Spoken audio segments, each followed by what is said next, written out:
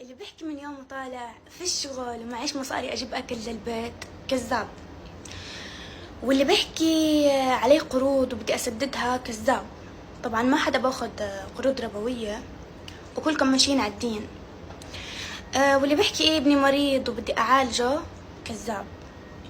اللي بيحكي فيه فساد وحروب كذاب. ليبيا، فلسطين، سوريا، اليمن، كل الدول المنكوبة صارت أمورها تمام. واللي بيطلع يشكي همه شو ما كان برضه كذاب. طبعا لأنه أنا لو في مشاكل في الوطن العربي كان أنا مش همكم الوحيد. البنات كلها متحجبة وما بتطلع من البيت وهي حاطة مكياج، مستحيل. حتى هي ما بتطلع من البيت. والرجال مستحيل يخلي مرته تروح تشتغل أو تتوظف.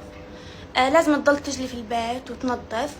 وطبعا احنا عنا الموظفات كلهم جايين من أوروبا، والشباب بسم الله عليهم مربيين لحية، ومن البيت للجامع للشغل، من البيت للجامع للشغل. وطبعا عاملين جروب ململمين حالهم كلهم على الواتساب ومتفقين كيف يحرروا الأقصى. ما شاء الله ما شاء الله. ما في مشاكل في الوطن العربي كله. حتى اليهود طلعوا من الأقصى الأسبوع الماضي، طلعوا، يعني الأمور كلها تمام، ما في مشاكل. إلا إنه سالي العوض شلحت حجابها، ما في مشاكل. يعني لما سالي تمشي بالشارع رح تكون هي سبب الفساد الوحيد. انتوا كلكم ملائكة، كلكم.